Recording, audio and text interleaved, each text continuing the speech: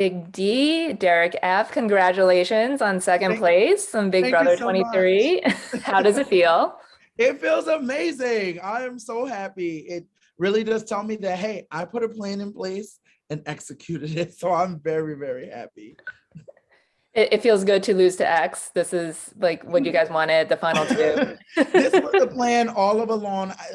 I can't lie, Joyce. I knew I was not going to be X, and I knew X deserved it. Even if I had a key, I would have turned X's name, to be honest. I knew he deserved it, but I damn sure know I deserve second place. So I wanted my second place. Okay. Mhm. Were you surprised that it was 9-0? Did you think you could like sneak a vote or two there? No, no, no. That jury was sold on competition. They were all competitors. It was no type of respect for social. Everyone thought I was just friendly. And, I played the game to what I thought was phenomenal. I cooked, I cleaned, I danced, I entertained, and I made sure to play behind the scenes and do things to allow other people shine. And I think the jury just was already sold on we have to be a competitor. Whoever's a competitor will win. And I knew with me not having no wins, there was no way I was going to get a vote. I knew that. Mhm. Yeah, I mean, you came close in the last couple weeks in some of those comps. Like, Yes. Yes. Trust me, Joyce, I felt every moment of it. I screamed damn so loud. I feel like the whole earth shook when I did it. It was very difficult and it was very frustrating because beginning of the season, I felt like these competitions are not meant for a big dude. I don't know what I'm going to do. And then once we got down to the six, or the seven, I feel like, oh, okay, these comps actually, I can probably start giving people a run for their money. But it was just, I couldn't get it. And I think that was just, I believe in God.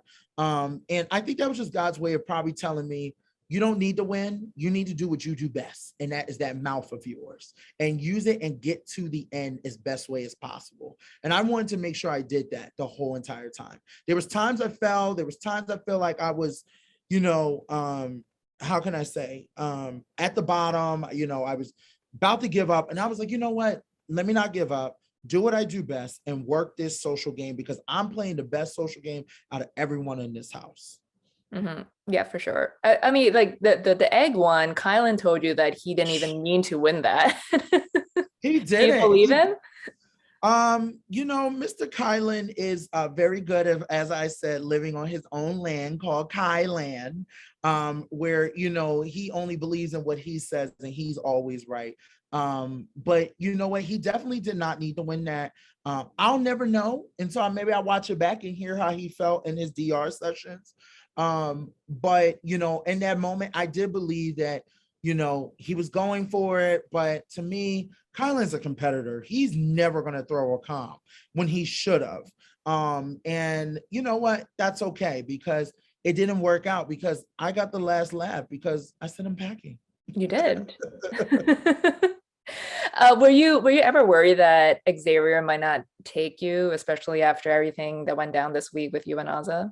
I was definitely worried this week, just because, for me, I've always known that Azah has expressed how she has a crush on Xavier. So when they were just cuddle up every 5 minutes, and I'm just like, should I be worried? Like, is my brother about to go back on me now? It was very nerve-wracking. But Xavier has always been a man of his word. So I knew, even though I'm nervous, because let me tell you something, that feeling when you're on the block or you're up for grabs and you don't have safety, it does hit you. And it does give you those feelings of being nervous and unsure and you're questioning. I knew Xavier was going to stick to his word because I've always had his back. I've always done what he wanted to do. He's always done what I want him to do. And we have always wrote it out. And we started day one. So I was like, why not end? So all I needed him to do was the win. And that was it. And Azah already knew what she signed up for. She did not have no deal. She knew, hey, I'm going to sign for this final three and I'm okay with taking third place. So she knew that. So when I felt like she was not doing what I thought she was going to do, I felt a little bit like, okay, what's going on now?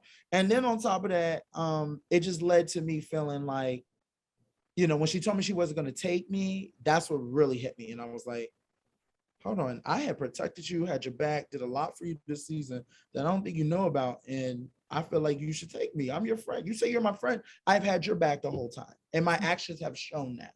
Mhm.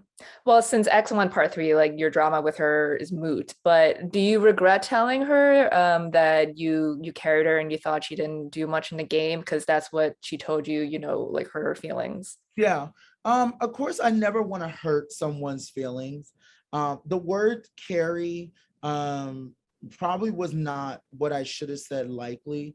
But I wanted her to know that I did a lot. And I felt like with Miss Azah, she was not good at, she would say, tell me the truth, tell me how you feel, tell me how you feel. And then when you tell her how you feel, it's like you get the I'm gonna pout and I'm gonna take it personal when it's like I felt like the first 1 to 5 weeks, I put in a lot of work.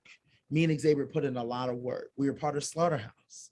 We started Butcher Squads. We had a lot of moving parts, dropping seeds, making sure Whitney's a target, making sure Brett's a target. There's so much that we put in extra time and work that I felt like Miss Osmond missed out on. So when she finally picked up the pieces to start doing stuff, it was like, great, yes, I'm happy for you. But yes, I did a lot and still did a lot. There was times I went up as a pawn for her. I didn't have to, but I did that. So I felt like I was doing more than her. But listen, she earned her spot. That's why I took her when I had the opportunity. I could have got rid of her. We all remember. I could have just said, Kylan, you stay, Azah, you go. And I also told her to make the final 4 with Kylan. I also told her to make the final 3 with me and Xavier. I opened that door for her and Kylan to have a good relationship after Kylan wanted to get rid of her, after she wanted to get rid of him. So I felt like I did a lot of more work than she did. But you know what? She did her part. It got her where she got it. And as you can see, I did my part and look where it got me in number 2. So I think I did my part. It was a very different game, like pre-jury when like Frenchie was around. Yes, Guys were like all over the place. right. That's what I'm getting at. I felt like Azah was more focused with Brittany, which is fine because I love them both. And I felt like she was focused with Brittany, where I was focused on Brittany and Azah plus the whole house with Xavier. And I'm like, yo, there's so much going on. We got so much to do. Staying up at night, watching people, doing stuff, dropping seeds, telling people business, doing so much that I felt like it allowed her to be more relaxed and sit back and stare at walls. So that's what I felt. But the word carry, I mean, like I said, I never regret anything. And of course, if someone's feelings are hurt, I'm always going to be remorseful and sorry for that. But I did do a lot. And, like I said, I don't know how this season was portrayed. I don't know how it was edited, Joyce. But what I do know is, if you look at the resumes from the beginning, I did a lot more than Azah. And that's just how I feel. Well, one thing you told her was that you didn't think you could beat her in the final 2. So do you actually believe that you can beat her when you say like you have done No, so? I know I could beat her in the final 2. That was just me just saying whatever I need to say to convince her You to get her take off your back. yeah. I knew I was going to beat her in the final 2. I would have read her for filth. I would have read her for filth and got her together, and she would have been like, oh, yeah, okay, that's how you feel. Yeah, I would have got her together, but I just had to find a way to get to that final 2, because especially when my back is against the wall and I knew my friend who just told me 24 hours beforehand, I'm going to take you, I got you, don't you worry. And then as soon as Kylan walks out the door and she gets all cuddly with Xavier, I go, okay, what changed in the last 24 hours? Did his cologne like hit you upside your head? What's going on, girl? Wake up. Wake up, girl, because last time I checked, you just got on me about getting close to Colin, and I was willing to pick him, and then now you're doing the same thing back to me, and it just hurt my feelings. So for me, like I said, I hate that a friendship that we started out so well, ended the way it did. But at the end of the day, I ain't phased, because guess what? I got runner up, so I did my part. And finally, one of my favorite moments was your freak out over Beyonce and Tiffany's HOH basket. Incredible. So what music would you have requested if you had won HOH? I requested Beyonce and Nicki Minaj. So I'm a big Beyonce fan. I have been to every Destiny's Child concert. I've been to every Beyonce concert. So I am praying to God Beyonce will tweet me one day. I'm praying to God Beyonce will follow me, and I would die, guys. I would die. You saw how I reacted? I would be in a casket. if she ever does that. Just know that. But yes, I requested Beyonce and Nicki Minaj. Those are both two women that I love the most, powerful queens and people I look up to. Maybe Beyonce was following the cookout that season. You don't know. The Beehive. Joyce, stop it. Stop. All right, Vicky, it was great speaking with you. Congratulations so much. again. It's fun watching you this season. Have a good one. Thank you so much, Joyce.